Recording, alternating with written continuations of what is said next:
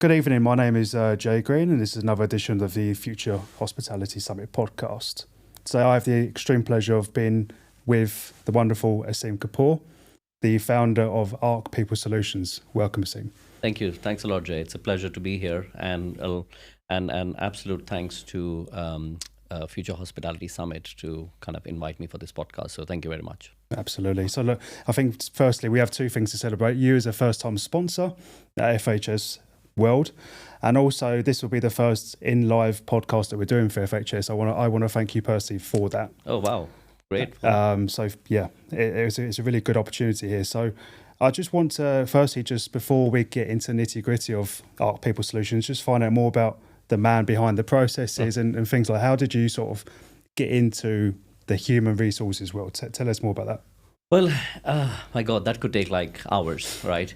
but in a very, very short kind of a summary, I'm a hotelier by, I think it runs in my blood. I got into hospitality based on it being something I really wanted to do.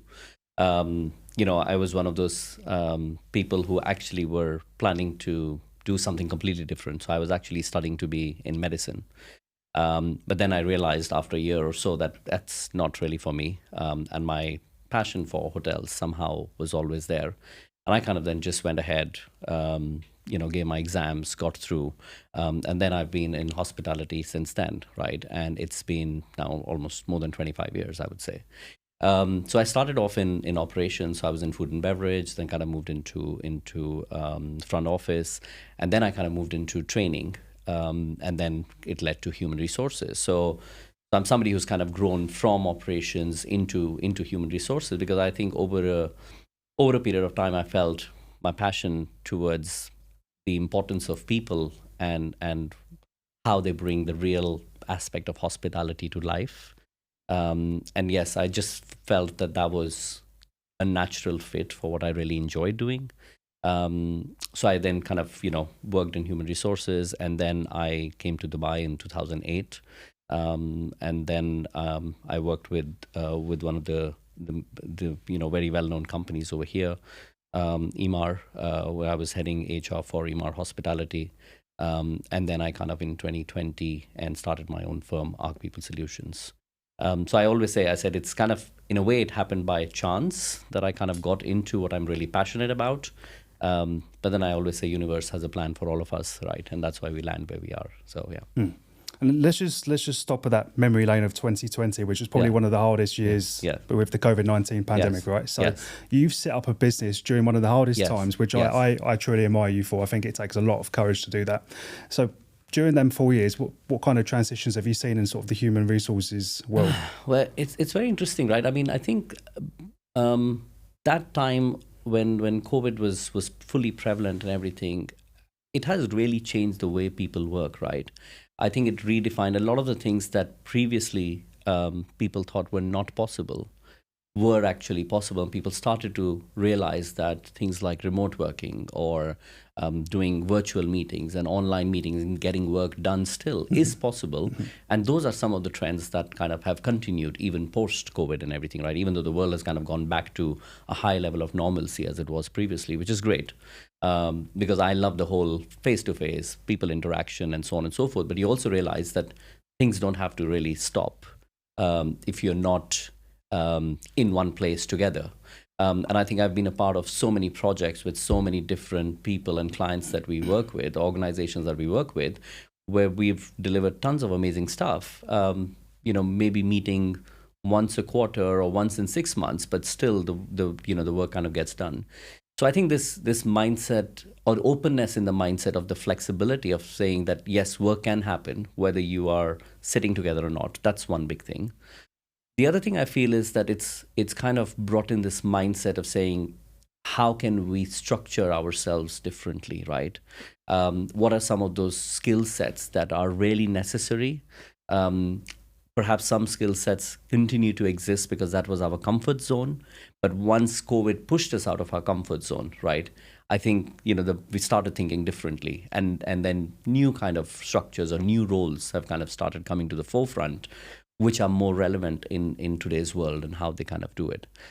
And the third thing I would say is this whole a balance between technology and the human interaction, right? And I think the progression continues at a super fast speed, where generative AI and metaverse related stuff and everything is coming forward so fast and is kind of developing so fast that I feel we will always be, or we should challenge ourselves to say, how is that balance maintained? How do we maintain the humanness in what we do, right? Because I think I'm a firm believer in technology. I love technology. I think it is the way forward. And I've kind of myself implemented tons of technology solutions that bring about efficiency, productivity, and so on and so forth. But for me, it's always been most critical to say, how can technology enhance the human experience and not overpower it? And I think that's the fine balance that we'll have to kind of continue to focus on as we kind of move forward. So two things that I picked up, of course, just go to the remote working. Yeah. So there's a productivity debate at the moment, of course. Is it the right way to go forward for businesses? So how is ARK People Solutions sort of bridging that gap for remote working? Right. So again, it's a very interesting question, because there are some companies who continue to believe in it and live with it and actually support it.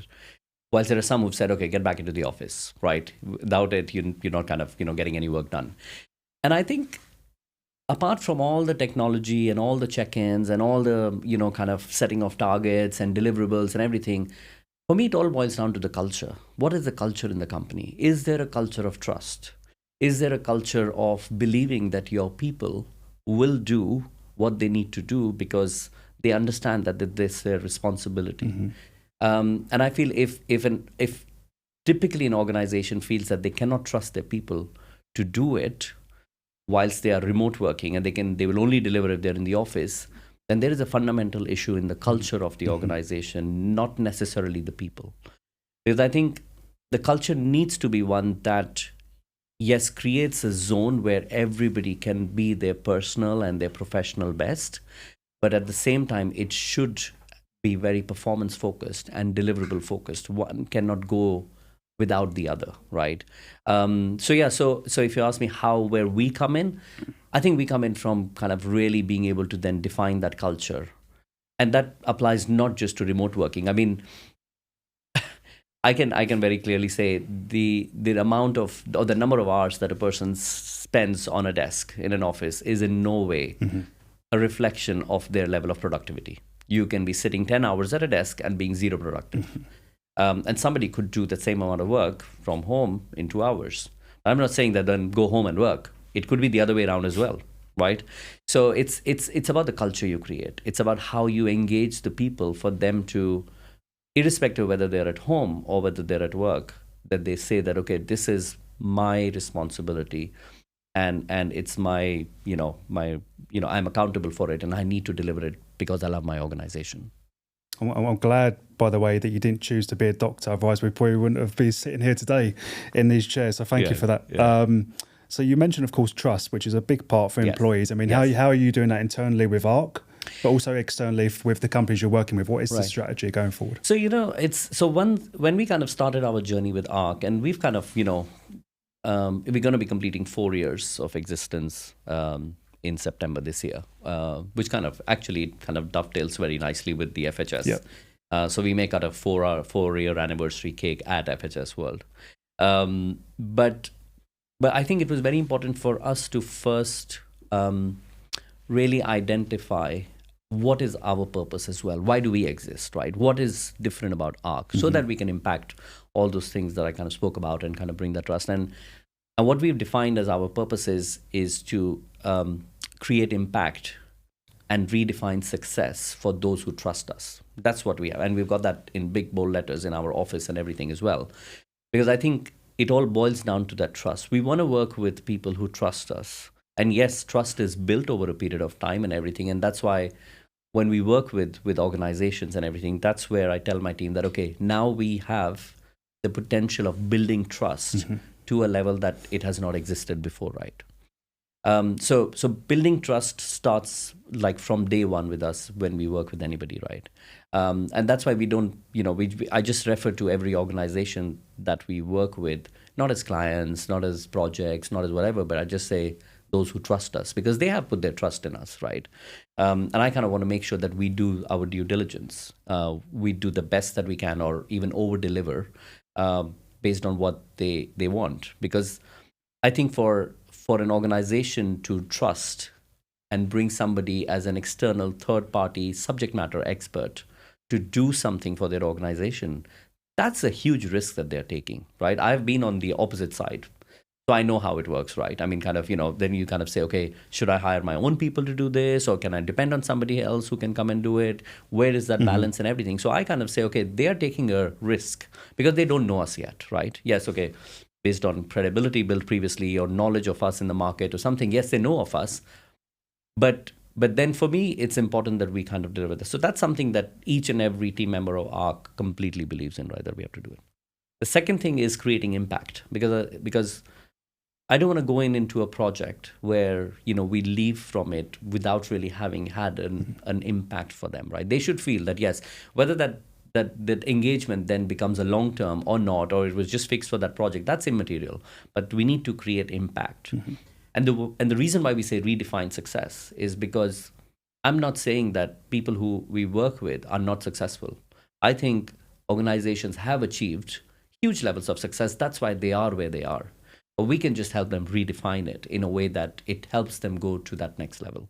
So creating impact to redefine success for those who trust us is an absolute kind of a mantra that we kind of live by on a day-to-day basis. Yeah, I like the quote that you have on your website. I think is it per people first approach. I think it's incredibly refreshing that you guys have that. So going back to sort of talent management, which is a key part of sort of the industry you're in, and now especially, I think we've gone away from sort of 60 plus people that are directors, with spreadsheets. Now we've actually got young hospitality talent coming through. And I know that you've done some work with colleges in the local area. So how are you sort of providing your services? I think you've got 5 services. How are you providing that to the younger generation and to certainly to companies? So what we kind of bring to the table, we kind of can divide it into, let's say, 4 or 5 big buckets, right? And I'll kind of link that back to your question. So one of the things that we firmly believe in is the concept of brand experience, right? And I think that's what we really, really drive all the time. So much so that we have a separate vertical for it called ARK Brand Experience, right? And the focus on that is people have brands. But I always say that if you say you have a brand, but your guests can't feel it and your teams don't live it, then it's a logo. Right? Because for me, a brand is a living, breathing embodiment of what you want to be. And it should flow through the warp and weft of your organization all the time. Because otherwise then, it's just a tick box exercise that you're kind of doing. So what we do is we kind of help or work with organizations who really want to redefine that culture that brings their brand to life. And that's what we say, right? It's about bringing brands to life through people. Even in my previous experiences with different hospitality companies, this is something that I've always believed in, that hotels especially, right? And again, hotels I'm so passionate about. Hotels are, at the end of the day, they're beautiful buildings. But it's at the end of the day, it's brick, it's mortar, it's cement, it's glass. It's beautiful, but that's what it is. The life in it comes from the people. And that's why you see across the world, there are some hotels, they might not be the newest, right? They might not be the latest, but they have some of the highest guest satisfaction.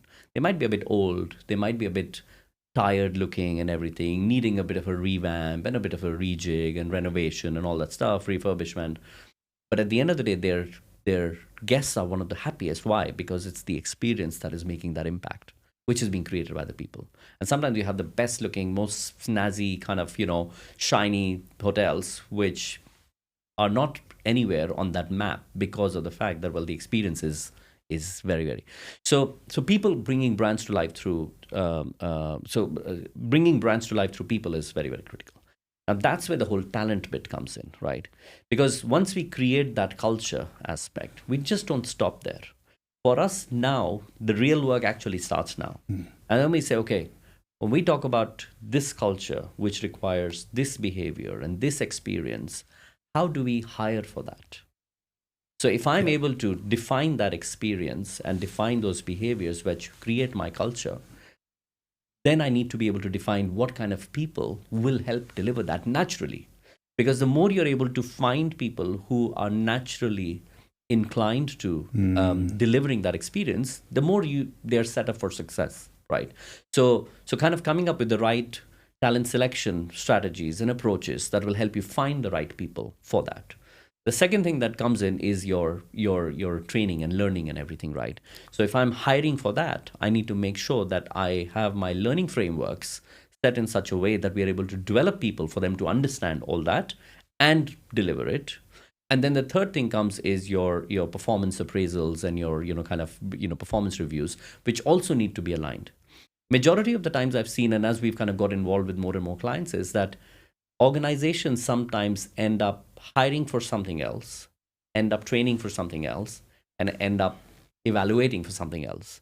And for me, I say those three things definitely have to be always connected and need to have a standard base, right? So to answer your question, our entire creating that talent management approach, which is all around selection, onboarding, training, engagement, evaluation, succession, all zeroes in on that culture that we create. Because without that, all these will just be initiatives that are being done as a tick box, but don't really have a connection back to anything. If that kind of makes sense. It's interesting you say that. And I firmly believe that you are a man behind that approach. Certainly when I first met you in FHS Saudi, I believe you was a freelance consultant for NEOM. And it all started from a cup of coffee, quite a random encounter. And I just liked how you was very direct, you was very open to sort of getting your brand out there. And it's refreshing because you're a small company. Yes. You've never sponsored with us before and you just said, let's just go for it. Yeah. I remember them words so rightly when we just sat on that virtual call. I believe it was sometime in May, before you travelled to London. And you said to me, let's just go for it. And I still love that to this day, because it actually shows your proactive approach to trying to change the industry. I think you could probably elaborate on this, where I feel as though hotels and maybe developers, they are more reactive versus proactive. They maybe hire talent to come in that look good on paper, and then they find out that actually they're not the right fit, whether it's their skill set or their experience, or maybe it's just they don't fit with the team. Yeah. So I feel like the 5 pillars that you have, I think it's a great approach to have, and it's certainly showing how you're trying to diversify. Yeah. And just going into sort of the sponsorship now for FHS World, it's a very exciting time. I know you're working on quite a few things. I mean, could you share a little bit about sort of your presence there and how you're looking to sort of strategize your approach there? Yeah, absolutely. I think, first of all, I'm very, very delighted that I think we are the first people-related organization, company that is sponsoring at FHS World. And that's why I'm really, really grateful to FHS World as well to bring, because I think I've kind of been attending all the FHS summits, future hospitality summits for the last 2-3 years, right? That's kind of been happening. And then it's amazing to have seen the growth of how it's got really positioned as an event, as a summit of real hard relevance and integrity and everything, right? Kind of what it brings to the quality that it kind of brings forward and everything. So it's been amazing to see that growth, how it's kind of positioned itself really, really strongly within the industry. So we are kind of really delighted that we are the first people-related organization that kind of is sponsoring and exhibiting at FHS.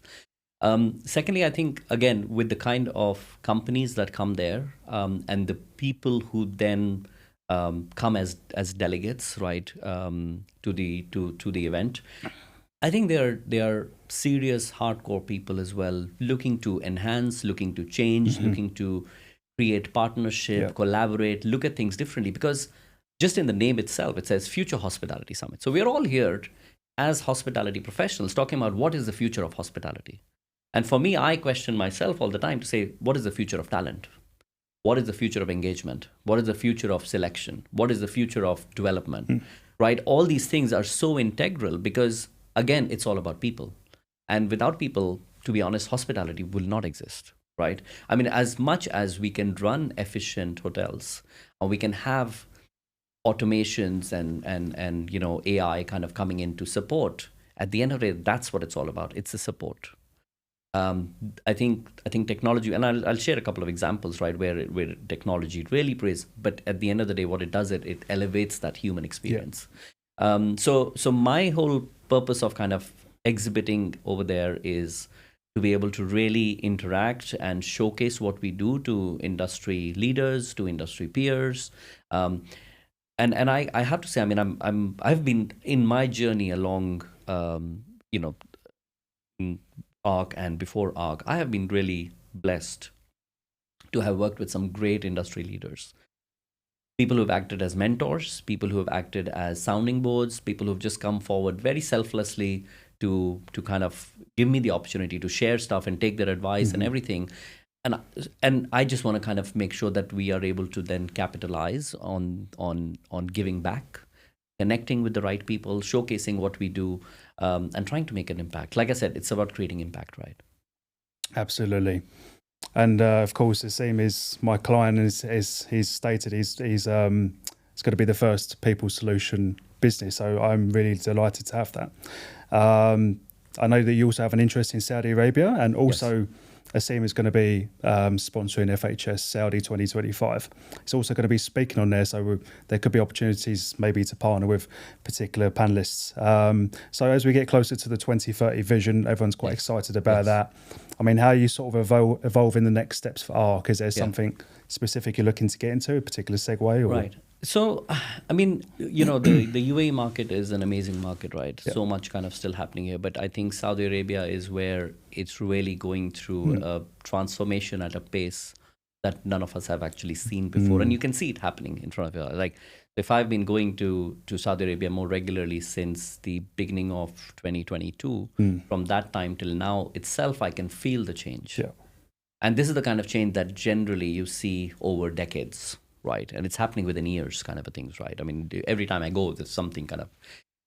So, yes, it's a very exciting market to be a part of. I think there is a huge drive to revamp the image of the country, of the kingdom, and really position it at the highest level of tourism, of hospitality, because the country has so much to give. And I've kind of had I've had the privilege of being able to go into different areas of Saudi Arabia and explore it.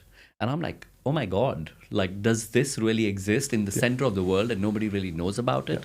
So the way, the Vision 2030 mindset, I think, is just so inspiring in itself.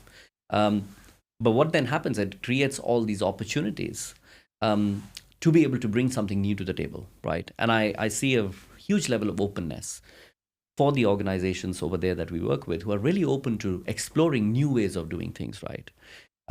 Technology is playing a big part, so we are going into technology in a big way as well. So hopefully we'll be able to make some announcements at FHS World in September and share some more updates there. But like I said, I mean, you take something as simple as selection, right? And we kind of, that's something that is really close to my heart always. Like you said, people like to hire based on CV and an interview. But I say in today's world, everybody is capable of giving the best interview, because, you go and ask ChatGPT, hey, give me answers for this kind of question, and you can prepare yourself like anything. And that's why we kind of bring, and I always say, everybody has talent. Nobody's without talent. Everybody has talent. But the success for organization lies in being able to find the right talent. It's the right talent for the organization that makes that impact, right? Now, if you kind of find great pedigree, great qualification, and great experience, but they're not the right fit for your organization, you already set them up for failure, right? So we kind of bring to the table a whole lot of kind of unique assessments, and I it's different than your usual psychometrics or whatever, but we kind of are able to create what we call as benchmarks of success for a particular role within an organization, taking the context of the organization and the role, and then actually find candidates who are most suited to be successful for that role within that organization. And I think that's just one example of saying how you kind of move away from just an interview-based thing to a more scientific approach to hiring the right talent, right? There's some amazing technologies out there that, use micro expressions, facial expressions, and so on and so forth. And those are great tools for funneling.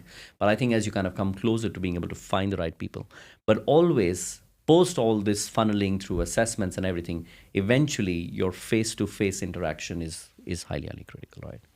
Same thing is with engagement, right? If you look at engagement, I mean, unfortunately, organizations still follow mid-year evaluation or employee surveys or year-end employee surveys. And I've kind of just, not to kind of be negative about it, but I've just found them always to be so reactive in their approach, right? Because the whole time has gone by, and at the end of the year, you ask your people, hey, were you happy or not? And then you kind of wait 3 weeks to get the reports. And then, we start to kind of, okay, let's see what we need to do about it. I think the bus has already left the station. And that's where I think, kind of implementing, platforms or chatbots or unique ways of gathering feedback from your teams in real time and being able to take action in real time. That's what will make the difference. It's not about waiting for the year-end survey to kind of figure out, are my people happy or not? So that's where we kind of bring in all these kind of mindsets and these thought processes and these technologies to the table that can really completely revamp. I always say, if we listen to, in hospitality, our guests are most important, right? I always say the guests are at the core of everything that we do. Because at the end of the day, if they were not there, none of us will be here, right? So the guests are the most critical. But if we can take the time to actually listen on a daily basis from our guests, why not from our teams, right? At the end of the day, they are as critical in delivering that experience. So yeah, sorry, I've kind of gone a bit around the houses, but to answer your question, I think the ability to be able to showcase and the openness of the mind to explore new things in a place like Saudi Arabia is immense, right? And I think we've kind of done a fair amount of work to be able to impact in that way. Yeah. Also, it helps that if you don't mind me saying, you're a veteran of over 20 years experience in the HR industry, right? Yes, so yes. I'm delighted. I've said it twice now, guys, on this podcast. I'm delighted you haven't, stuck by being a doctor, because I probably wouldn't be sitting here with you today. I don't think I would have been a great doctor anyways. My God, I don't know what would have happened with my patients, right? I'm also happy I'm not there. Yeah. Well, look, I'm absolutely delighted to have you on board personally as my client. I'm delighted to welcome you to FHS World. It's going to be a great time. And of course, there's going to be various segments there, including the tech zone, which I think you're going to get a lot of inspiration from. Yes. And I think, of course, your partner, Natasha, will be in attendance as well, that has her own manufacturing business, also just as exciting. So please say hi to Natasha and also to Aseem at the event. I would certainly recommend for you to go and see the Maldives Pavilion, because I know she's very heavily involved in that. Yes. But again, I'm really excited. It's fast approaching. And do you have any kind of sort of final remarks about the event, us? What would you have anything to say? To be honest with you, my experience with the FHS team has been nothing short of stellar till now, right? It's obviously starting off with that first interaction with you. I think it was in KSA, right, in Riyadh that we met. Yeah. And from that time onwards, kind of, the support that the team has given you initially to start off and kind of get my mindset around, we kind of always in that thing of should I not and everything. And I think a lot of those discussions were really helpful. So a big thanks to you. And then after that, as you have then introduced me to a larger, your larger, wider team and with different people, I have to say, with each and every one of them, the experience has been great. They've always been there. They've been understanding. They've been supportive. And I've been very open and transparent, saying, guys, I'm so sorry to be making your life miserable, but this is the first time we're kind of exhibiting, so please bear with me. And everybody's come back with, don't worry at all. Fire away whatever questions you have, call us anytime you want. So the whole experience has been really, really, and for a smaller company like mine, doing it for the first time, that in itself gives a huge kind of a support system, right? Which I'm really grateful for.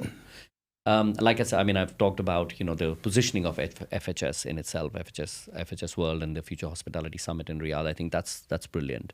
So I think the positioning plus having a team like what you have, I think it's a winning combination, and I'm really, really delighted that I'm doing my first one with you guys. And I will definitely, be reaching out for more support, more help. Not because, well, I'm confused. Yes, I am. I mean, that's true. But I also know that I will get the right kind of advice and direction, which I'm really appreciative of. Yeah. Hopefully many more years to come together. Yes. Just to start off an exciting partnership. Yes. So as I said, guys, please, if you see Aseem and Natasha and the team, FHS World, please go and say hi. They have an exhibition stand there. Are you still close to Rove? I know that you've got a good partnership with them. Yes. We, we continue to work with Rove. We kind of, we started working with them. It's been almost 2 years now. It's a great partnership. I love the brand. It was one of the brands that I was involved in when I was with Emaar. Mm-hmm.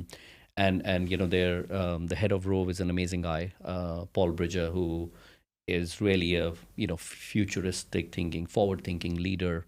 And I think again it gives us a great that kind of a partnership gives us a great base to also create unique stuff, because they're open-minded as well, right? They want to try out new things. They're open to challenging the norm.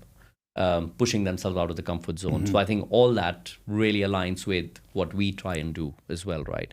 So whether it's the whole brand experience side of things, or whether it is learning, so our vertical of ARK learning is hugely involved there, because we do a whole lot of learning content creation and learning delivery. So we had kind of done the opening of the Museum of the Future, and that's kind of where we started off with kind of getting into learning in a big way. So but it's about not just.